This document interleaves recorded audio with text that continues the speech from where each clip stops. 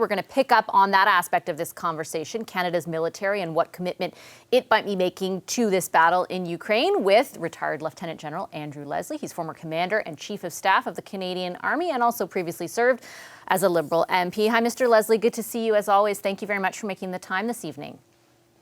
Welcome back. Thank you. Thank you so much. I wanted to actually start off with a couple of things where the military and also military aid is concerned, because we've had a number of guests on the show, and we'll be hearing from people tonight in Ukraine or representatives of Ukraine, and they're asking for some really specific things. And I know you were, thanks for your patience, by the way. I know you heard that in the press conference, right?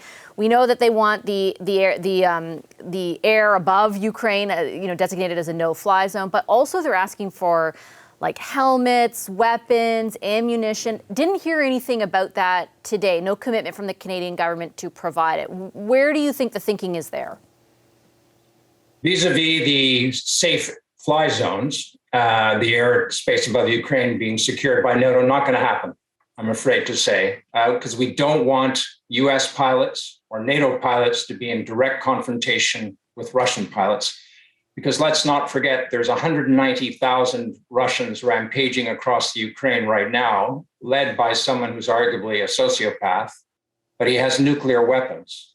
And by the way, I've never thought that we were closer to nuclear war, World War III, now than at any other time in my previous 35 years in the Army.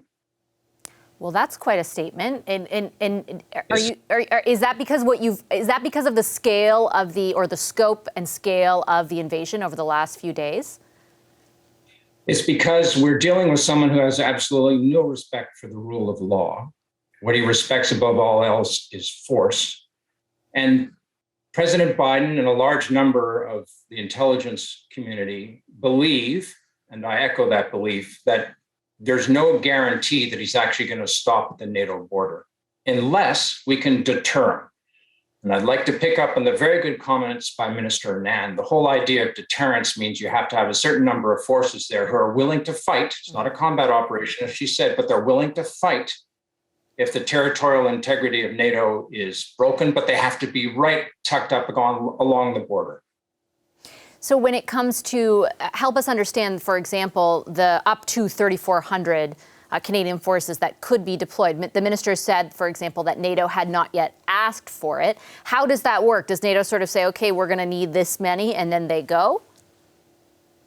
Well, having been 4.5 years as the Army commander for Canada, I've got a pretty good idea how NATO works when it comes to these sorts of requests. What happens is that NATO says, okay, who can contribute and what do they want to send? Because it's a consensual organization when it comes to troop contributions. So when they actually make the official request, all the backroom deals are already done.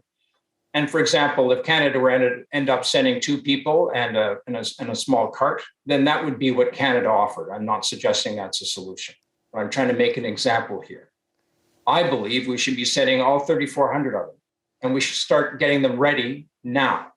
And by the way, 30 days may be too late, but we have to contribute and we have to take a leadership role in this because we're further away than anybody else except for the Americans. Look, the armed forces have 100,000 people in uniform. They've got about 60,000 regulars. They're a bit diminished down from that, about 30,000 reserves, a couple of those on full-time service. And currently we have about 1,500 to 2,000 deployed, which is a low number. And I know a whole bunch have been helping with COVID, but this is the closest we've been to World War III in a very long time. And strategically, we should be thinking about how to best deter the rampaging bully who's wreaking devastation on the poor people of Ukraine. That is job one. Do you think that Canada could be offering more than the up to 3,400 soldiers? That would be a stretch, quite frankly, because part of our organizational commitment, part of the organizational commitment that the armed forces undertook under the auspices of the government of Canada was to contribute 3,400 within 30 days. I don't think we can wait that long. I think they should be sent as soon as they're available. And I think NATO should not take long at all to make a decision to deploy them. As you've seen, the United Kingdom, France, and most importantly, the United States have leaned forward and already given advanced warning orders to multiple thousands of troops under similar circumstances. Quite frankly, So far, we've done a great job training the Ukrainian forces. With modest resources, we accomplished quite a lot. But in terms of weapons, let's not kid ourselves. We contributed a couple of crates of machine guns and rifles and pistols that have been hanging around in a warehouse since 2015, worth just a couple of $1 million. That's certainly not what the Ukrainians asked for. They asked for a lot more, and it took us 5 or 6 months to make a decision on that. So I understand the sanctions, good. I understand the impetus in trying to give a warm and welcoming hearth to those who seek to flee. I understand, good. Hopefully it'll go better in Afghanistan. I'm sure it will.